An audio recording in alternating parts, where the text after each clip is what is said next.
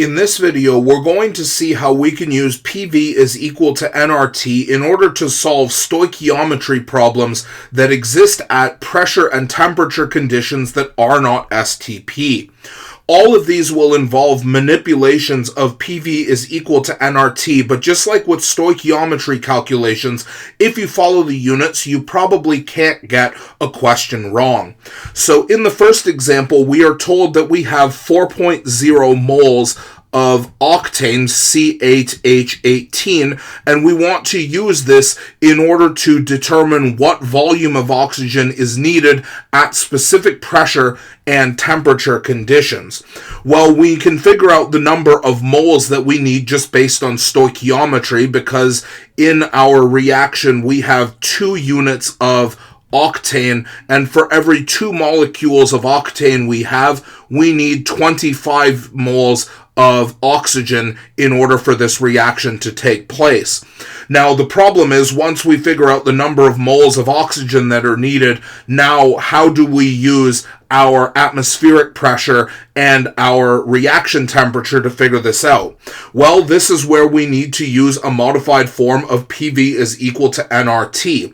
So if we write out the equation like so, the first thing to do is find the form of the equation that isolates the variable that we're looking for. So in this case, it's volume. So if we divide both sides by pressure, we end up with V is equal to nRT over P, and since we have the number of moles of oxygen, we can simply put that into our formula and insert our pressure, our temperature, and our R value, which we remember that R is equal to 8.314, and that should allow you to solve for the volume of oxygen that we need. There are 2 problems with this. Number 1, our temperature is not listed in Kelvin, so we need to quickly convert 35 degrees Celsius into Kelvin by adding it to 273. So that means our temperature is 308 degrees Kelvin, and we also find that our unit for pressure is in atmospheres rather than kilopascals. So if we write out this equation, we know that volume is equal to nRT over P, and we know that the moles calculation of oxygen is going to be our N value. So if we put all of our numbers in, so our moles of oxygen, whatever this number ends up being, multiplied by our R value, 8.314, multiplied by our temperature in degrees Kelvin, which is 308, and then all divide by our pressure, and I'll write in the unit conversion for atmospheres in here, 0.953 atmospheres times 101.3 kilopascals per 1 atmosphere. And if you write out the units for R, you'll see that every unit cancels. Atmospheres cancel and kilopascals cancel, as well as degrees Kelvin. And what we are left with is volume. So if you put the stoichiometry calculation to find the number of moles of oxygen and then put it into this form of PV is equal to nRT, you should find that this number comes to approximately 1,330 liters of oxygen that is needed. So that's how we use PV is equal to nRT to find the volume of one of our compounds within this reaction. But what about if the unit measurement were slightly different? So in this case, we're looking for the mass of water that we would produce if we insert a certain volume of oxygen at a specific temperature and pressure conditions. So the problem here is that we're not given a quantity of moles. So here, instead of using PV is equal to nRT at the end, we would need to use PV is equal to nRT at the beginning in order to find our number of moles. So if we modify PV is equal to nRT to isolate N, which we can do by dividing both sides by RT, we have that N is equal to pressure times volume divided by the proportionality constant R divided by T. Now that we have this, we can put all of our numbers into this modified form in order to figure out our moles of oxygen. That's the variable that we're looking for here. Once again, we have a problem. Our pressure and our temperature are not in the correct units. So if we do 273 minus 10, we get that our temperature ends up being 263 degrees Kelvin, which we can put in here. So we know that our moles of oxygen is equal to 1.3 atmospheres, which we would multiply by 101.3 kilopascals to convert to the correct unit. And we're going to multiply that by our volume, which is 20.0 liters of oxygen, divide by our proportionality constant, 8.314, multiplied by our temperature in degrees Kelvin, which is 263 Kelvin. Now, what this tells us is our moles of oxygen, but since we're looking for the mass of water that we would produce, next we need to go to stoichiometry. So if we take our moles of oxygen, let's double check our equation to see how much oxygen compared to how much water we have.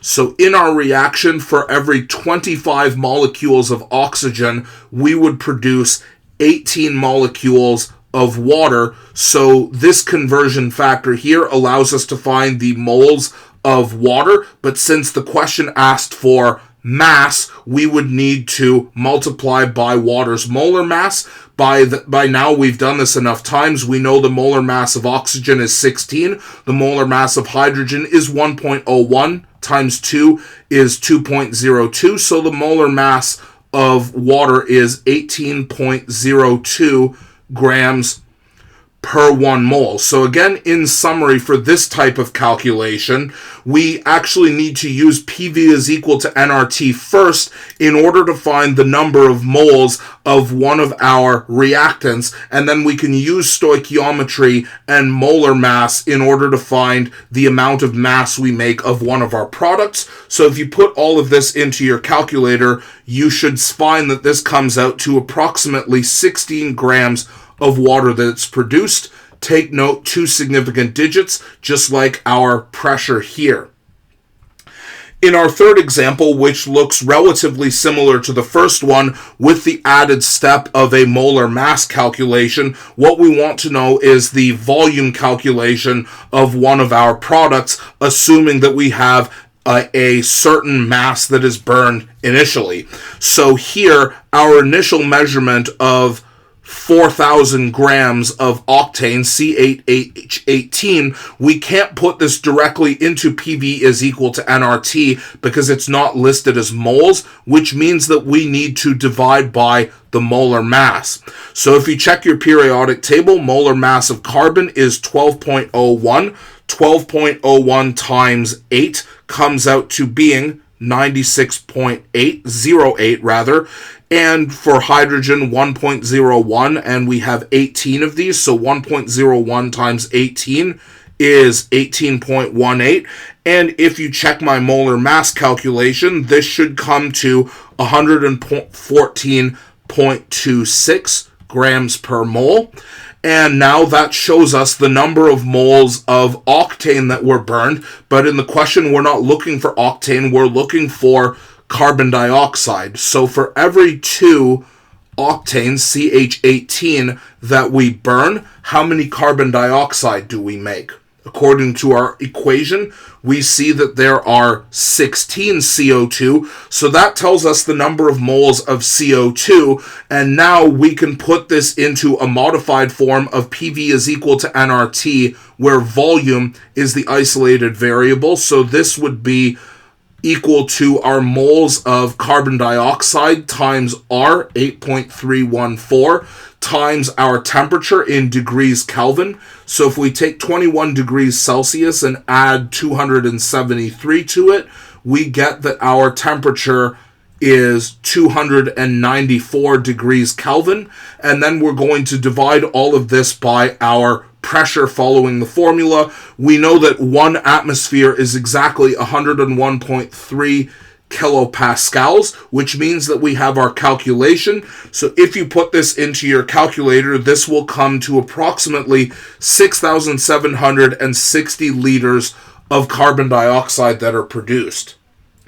In the final example, we'll actually see how PV equals nRT actually needs to be used twice in this reaction here. So we see that we're not given a moles measurement at all, which means we need to use PV is equal to nRT in order to figure out our initial conditions. And since the question asked for volume of oxygen, which is a gas, we need to use PV equals nRT at the end here as well. So the first thing that we need to figure out here, because we need to know how many moles of oxygen we have in order to calculate its volume, because PV equals nRT needs the number of moles, we now need to find out the number of moles of carbon dioxide gas, assuming these temperature and pressure conditions here.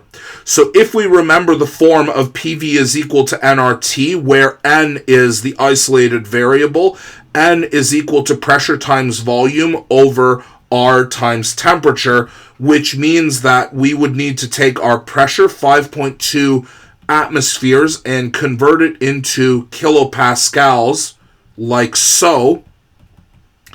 And then we're going to multiply the volume that we're given of CO2, which is 45.0 liters, and we divide that by R, which is 8.314, multiplied by 0 degrees Celsius is 273 degrees Kelvin. So we can put that in here, and that will tell us our number of moles of CO2. But of course, the question is not asking about CO2, it's asking about oxygen. So if we refer back to our equation, we see that for every 16 molecules of CO2 produced, the reaction requires 25 molecules of oxygen gas. So there is our stoichiometry conversion factor. And now that we have the number of moles of oxygen, now we need to put this back into PV is equal to nRT in order to figure out the volume of oxygen gas that we're producing.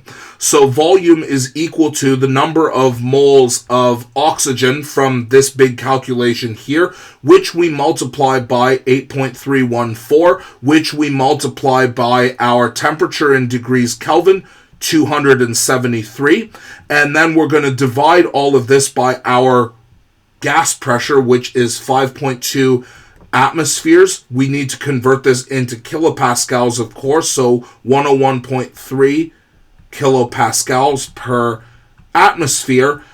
And all without using a calculator, we see how we can convert a specific volume of one of our products using the temperature and pressure conditions and PV equals nRT to find out the number of moles, use stoichiometry in order to convert moles of one compound to moles of another compound, and then put this back into PV equals nRT in order to find the unknown volume. And when you put this monstrosity into your calculator, you should find that we would get approximately 70.3 liters of oxygen gas produced. And that concludes our video on gas laws and the applications of PV is equal to nRT. As you've seen, it can require a little bit of careful manipulation, but as long as you follow the units, the calculations are surprisingly straightforward.